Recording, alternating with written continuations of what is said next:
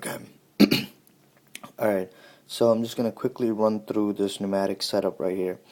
This is the compressor, okay? That's where the air, whatever, builds up, and that's what provides you with the air. Now over here, I have the 4 original tanks that have 2 ends. So one end to go in and one end to go out.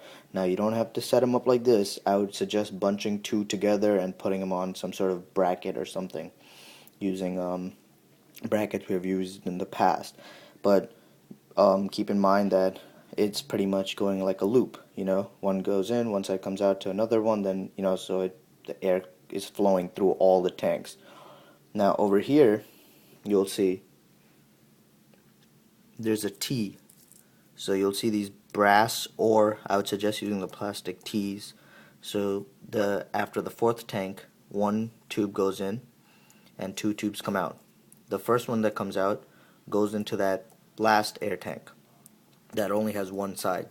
Now, I suggest if you guys can try not to use this one, do try, because I have never used it before, so I don't know if this is exactly how it's worked, but as of right now, this is what I think it works at, and I think it should work. Anyways, the other end of the T goes into another T. Now this is really important. Now this T splits into 2 again. One goes to the brass pressure switch. It looks like that and has 2 wires coming out. Now these cables must be attached to Steve probably knows where they go. This tells the pneumatic system when to shut on and off. Now the second line that comes out goes yet again into another T. Okay, so that's a 3rd T so far. Now one of the sides of the T goes into the pressure gauge. This is just, it's not a regulator, so it's not black nor is it yellow. There should be ones laying around. If not, make one. There should be a gauge without any sort of base. Put a brass fitting on the base. Okay, use Teflon Teflon tape on the brass. This gauge tells you how much you have in your entire system, so this is really important. And then the other end of it goes into that switch, that brass switch, the relief valve that helps you release. Keep that towards the edge where somebody can reach it in case of need to leak the air out. Now going back to that last T before the gauge, that goes into another T. So this is your 4th T. Now this T goes into the fixed regulator, which I'm pretty sure should be the black one, the one that you can't spin. There should be a little plastic ring that won't turn. This gives you exactly 60 psi.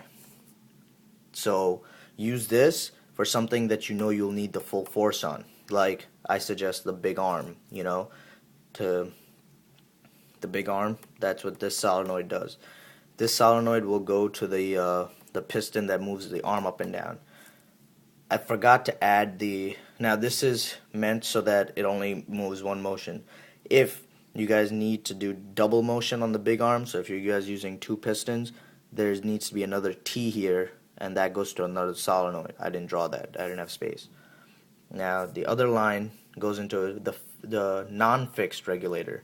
This one should be yellow, and you should be able to turn the little plastic knob to set it to 60. If you go over 60, it's illegal, so set it to below 60 if possible. I suggest using 60. Okay, don't cheat. Now this goes into another T, as many T's as you want, as many solenoids as you have. One solenoid used for the wrist or the clamp, and the other one used for the transmissions. If you need more solenoids, just keep adding the T's like I said, but I suggest you add them to the fixed regulator. The non-fixed regulator, not the fixed. Give me a call if you have any questions.